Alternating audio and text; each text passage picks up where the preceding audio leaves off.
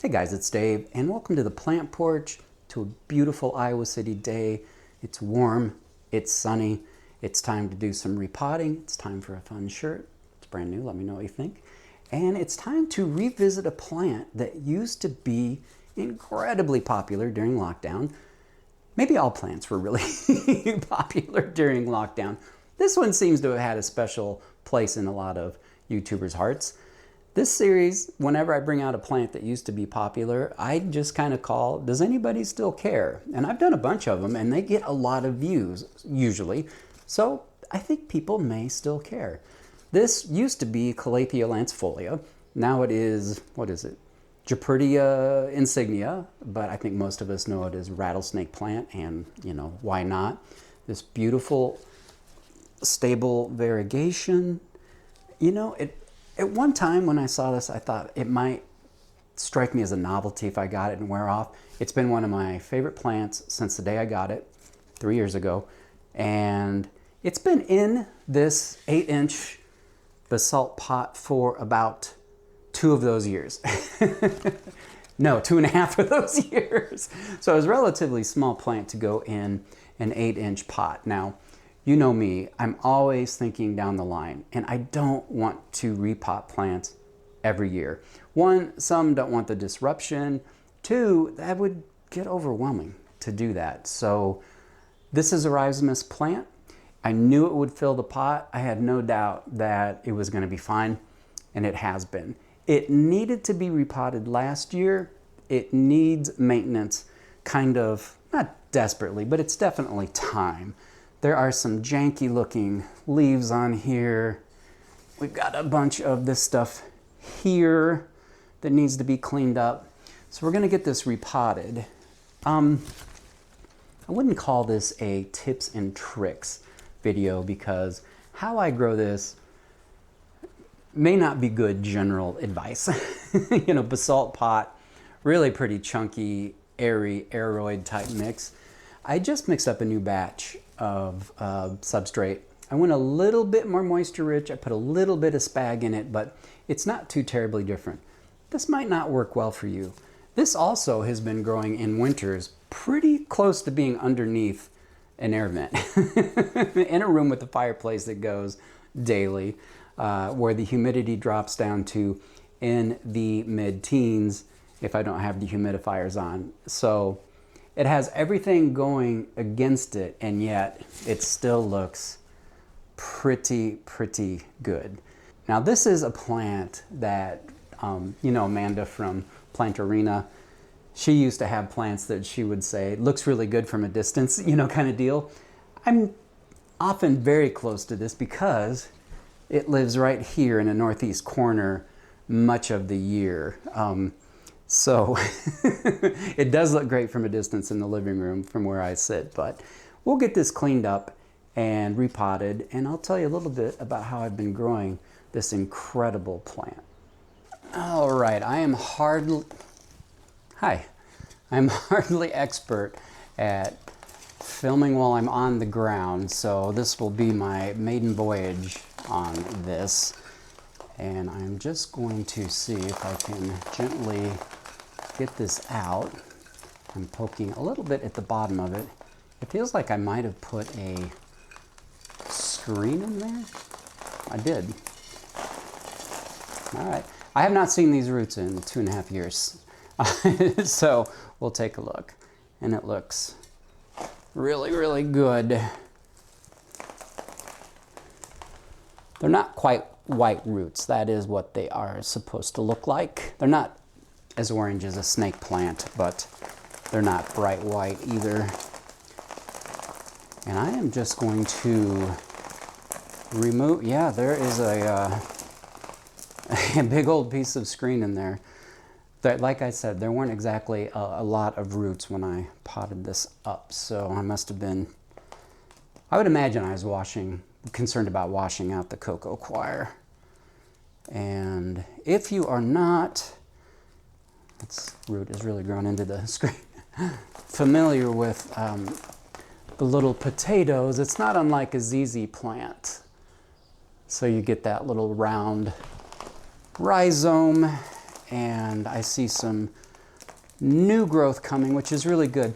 This is growing under the Glorium light that I I just recently did the review on, and it's liking it.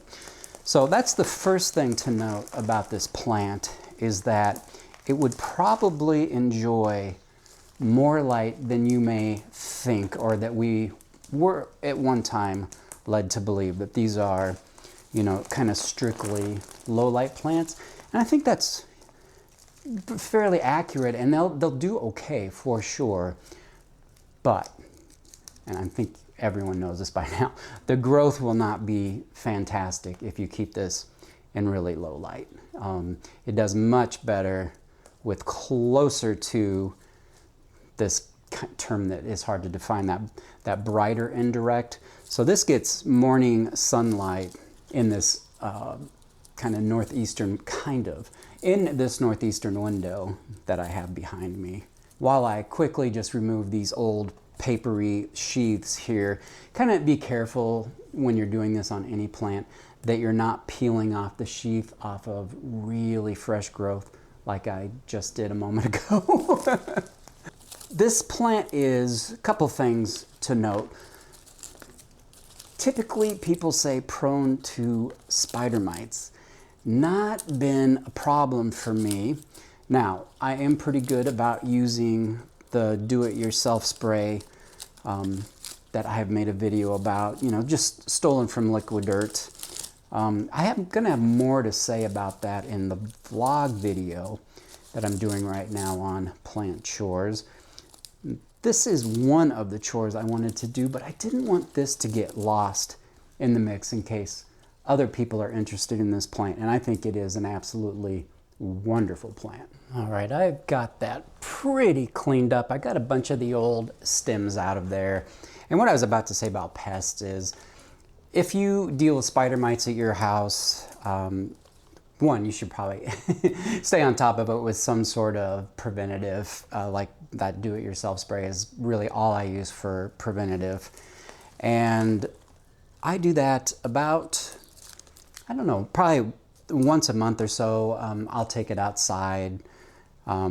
This time of year, we're transitioning from winter to spring, is big spider mite time in Iowa. And while I'm not a huge sufferer of it, certainly I've had it. I lost my New Guinea ghost to it because I was ignoring problems.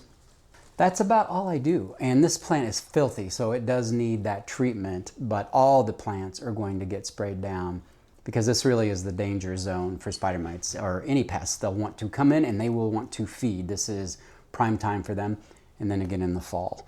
So it has been, for me, not a problem to take care of in that sense at all. I tend to trim this time of the year pretty ruthlessly, so when I edited it out, I am sure, I removed probably 25 or 30 little stems that were stuck in the middle there. Could I have done that throughout last year? No, I could not have, obviously. Or I would have. No, it's not a big deal, but I'm sure you're just like me. You know, if you're working on a project, don't do it halfway. Now's the time. So I'm gonna pot this up, and then we're gonna take a look at these leaves and see, well, that worked out just fine. I'm gonna put it in the same size pot. It does not need a larger pot. I wouldn't give it a larger pot. I would divide this if it did. This is a perfectly good size, medium, larger plant for me. So real happy with how this is looking, and I'm just going to gather it up like a bouquet of flowers and start putting in substrate. I'm going to take a little more substrate out because it is going to be difficult to get more around these roots, but I'm not going to put this in a larger pot, and it's putting off a lot of new growth on the outside of the plant, and so I don't want to disrupt that either. Oh my goodness, there are a lot of roots here. It's a big root ball, so that's all right. We'll make that work. Somehow we will make this work.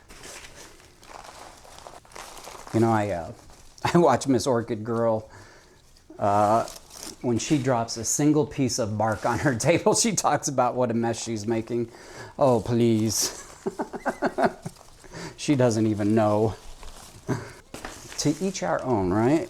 I am pretty comfortable just slapping stuff around and cleaning up after the fact. I'm curious how many of you bought one of these during lockdown or shortly thereafter.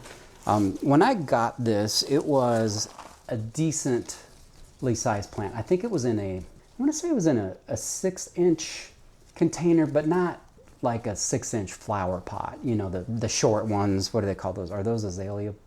No, the azalea pots are the one that are, I don't know, but the ones that are kind of narrow. And it was a nice sized plant, but I mean, certainly nothing like this. And keep in mind, I have cut so many leaves out of this over time. So I'm just sticking a little on the sides here, kind of forcing it in gently because those are where those roots are. I'll clean it with the spray. I will flood the substrate, which is what I always do with this plant. So I know a lot of people recommend that you always kind of keep it moist, and maybe that's probably good advice. I think I treat it more like an aeroid and let it dry out a bit. I'm not saying I'd leave it sitting dry, but this has got to be, you know, the easiest plant that used to be in the Calathea family, I think. I had another Calathea. I don't know if it's still a Calathea or what happened with that. I don't remember what it was called, but it had leaves similar to this, and it was kind of mint and darker green with stripes. And that one, in the plant porch, with the doors closed, meaning not open to the house, so the humidity could stay very, very high out here, it was still, all of the leaves were browning, and I sold that one. And that I never owned another Calathea. So this is the only one I have. I am not by any means an expert on this type of plant, but I did grow this one well, and by, as per usual with me, kind of ignoring a lot of, you know, no one would recommend that you grow in basalt. I don't know why I have to do things the way I do it. But it oftentimes works out for me. Just kind of applying my general experience and knowing that at some point I'm gonna have to go into an Iowa winter where it's cold and it's dark and pots take forever to dry out if they're in plastic. That's why I don't use them except in small plants. So give me one moment and we're gonna trim this beautiful plant up. All right, I will tip you down and give you a look at what I'm gonna trim away. Like I said, might have said, I'm gonna be a bit ruthless, but you know, it's the growing season. Today is March 14th. Today I almost certainly will release this, and we're in prime time here going into spring. So this is perfect timing to do this. I'm just gonna cut this down towards the base. Anything that is older and ugly, do not insert joke here. Any leaves that are older and ugly are gonna go. And there are some very old leaves in here. I mean, these could be original leaves, some of these. And you know, the furnace heat hasn't done the plant any favors. Now perhaps making it in a slightly more moisture retentive substrate will help that a little bit. When I water this plant, I just accept that the tips are going to brown sometimes, and I just trim it up a little bit. This is an example of one that has been trimmed. It's no big deal. Again, you know, if you live in a nursery type environment or a very, very humid environment, you're probably going to be okay growing this. I would have been okay in Florida until the air conditioning came on, Florida where I grew up. And I'm not going to take anything that's just like unattractive. I'm just taking leaves that are unattractive all the way up and down the leaf. So that might be it, except for bathing this. Maybe I'll cut some tips off while we're here together. So do let me know in the comments who bought one of these during lockdown and who still has it and how big is it? I'm curious. This is grown to, you know, a really... Oh, what did I just... Oh, well, I'm just going to take that leaf I tore. I'm always telling you all to slow down. There's no hurry. Don't damage the leaves. Don't do it. Well, I don't take my own advice. I didn't rip the brand new leaf, so that's good. And there we go. A nicely trimmed Calathea lancifolia, Jeperdia insignia, rattlesnake plant. Just one of my favorites. As I said, I've never gotten tired of this variegation.